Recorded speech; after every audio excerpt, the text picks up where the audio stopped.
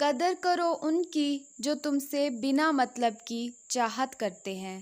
دنیا میں خیال رکھنے والے کم اور تکلیف دینے والے زیادہ ہوتے ہیں۔ زندگی بہت تھوڑی سی ہے، کسی سے نفرت یا کسی کا برا سوچ کر شاید ہم اپنی انا کی تسکین تو کر لیں گے، مگر یقین جانیے ہمارے اندر کا انسان کبھی خوش نہیں رہ سکے گا۔ جب انسان کی عقل مکمل ہو جاتی ہے تو اس کی گفتگو مختصر ہو جاتی ہے۔ تہجد کے وقت انسان اللہ کے بہت قریب ہوتا ہے، اتنا کہ اپنی ہر دعا پوری کروا سکتا ہے۔ دوست کو پہچاننے کا یہ طریقہ ہے کہ اس کی حد سے زیادہ عزت کرو۔ اگر عزت کے بدلے عزت دیتا ہے تو وہ انمول ہیرا ہے۔ اگر آپ کو کمزور اور خود کو اعلیٰ سمجھے تو وہ دوستی کے لائق نہیں۔ صرف پیسے کا ہونا رزق نہیں ہے، نیک اولاد، اچھا اخلاق اور مخلص دوست بھی رزق میں شامل ہیں۔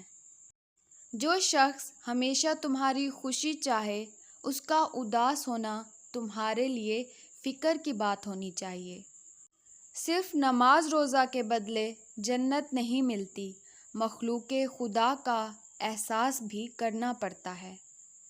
یا اللہ پاک، مجھے اس راستے پر چلا جو مجھے سیدھا تیری طرف لے جائے۔ جو انسان یہ سمجھتا ہے کہ اللہ جو کرتا ہے وہ ہمارے لیے بہتر ہوتا ہے، وہ کمال کا ایمان رکھتا ہے۔ اگر زندگی کو ہمیشہ خوشیوں کے ساتھ گزارنا چاہتے ہو تو غم زدہ لوگوں کے غم سنا کرو، کبھی دکھی نہیں رہو گے۔ اور سکون پتہ ہے کیا ہے؟ اکیلے بیٹھ کر رب سے گفتگو کرنا۔ اگر محبت ان سے نہ ملے جن سے آپ پیار کرتے ہیں تو پھر محبت اس کو ضرور دینا جو آپ سے پیار کرتے ہیں۔ تم گلاب کا پھول بن جاؤ، کیونکہ یہ پھول اس کے ہاتھوں میں بھی خوشبو چھوڑ جاتا ہے جو اسے مسل کر پھینک دیتا ہے۔ کسی کے گھر جاؤ تو اندھے بن کے رہو اور باہر نکلو تو گونگے بن کے نکلو۔ ان لوگوں پر اعتبار کرو جو تمہاری 3 باتیں بھانپ سکیں: تمہاری ہنسی میں پوشیدہ درد، تمہارے غصے میں تمہارا پیار، تمہاری خاموشی میں پوشیدہ وجہ۔ کتنی دلچسپ بات ہے نا، سمندروں کا مالک بس ایک آنسو سے محبت کرتا ہے۔ صرف 2 لوگ مقدر والے ہوتے ہیں، ایک وہ جنہیں وفادار دوست ملتا ہے اور دوسرا وہ جن کے پاس ماں کی دعائیں ہوتی ہیں۔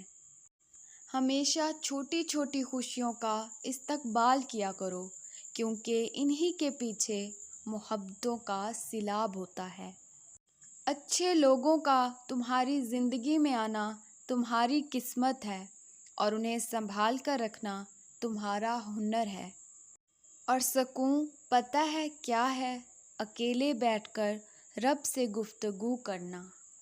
صرف 2 لوگ مقدر والے ہوتے ہیں، ایک وہ جنہیں وفادار دوست ملتا ہے اور دوسرا وہ جن کے پاس ماں کی دعائیں ہوتی ہیں۔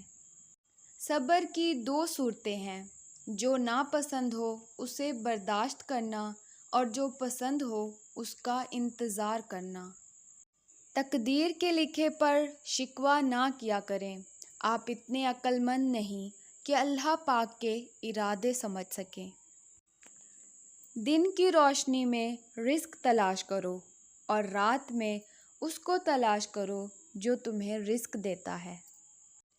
جس انسان کی جان نکل جائے تو وہ زندہ نہیں رہتا، اور جس انسان سے احساس نکل جائے تو پھر وہ انسان ہی نہیں رہتا۔ جب کسی کام میں اچھے برے کی پہچان نہ رہے تو آغاز کو دیکھ کر انجام کو پہچان لینا چاہیے۔ امید آدھی زندگی ہے اور مایوسی آدھی موت۔ خاموش رہیں، امیدیں نہ لگائیں، ورنہ خدشات بڑھ جائیں گے۔ بے سکونی رگوں میں اذیت بن کر ناچے گی۔ کبھی کسی کو اپنے جینے کی وجہ نہ بنائیں۔ تمہارے والدین تمہیں بچپن میں شہزادوں کی طرح پالتے ہیں، لہٰذا تمہارا فرض بنتا ہے کہ ان کے بڑھاپے میں ان کو بادشاہوں کی طرح رکھو۔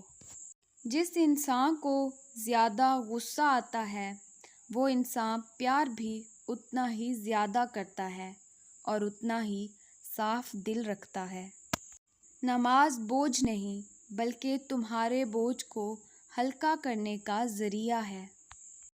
فتح کرنے کے لیے جنگ ضروری تو نہیں، حسن اخلاق بھی انسان کو جھکا دیتا ہے۔ بے شک دنیا اور آخرت کی مثال ایسی ہے جیسے ایک شخص کی دو بیویاں، ایک کو راضی کرتا ہے تو دوسری روٹھ جاتی ہے۔ کسی کے خلوص اور پیار کو اس کی بے وقوفی مت سمجھو، ورنہ کسی دن تم خلوص اور پیار تلاش کرو گے اور لوگ تمہیں بے وقوف سمجھیں گے۔ جانتے ہو تمہیں آزمائش میں ڈالنے سے پہلے وہ تمہیں آزمائش سے نکالنے کا وسیلہ بناتا ہے۔ Thanks for watching, please don't forget to subscribe this channel. اللہ حافظ۔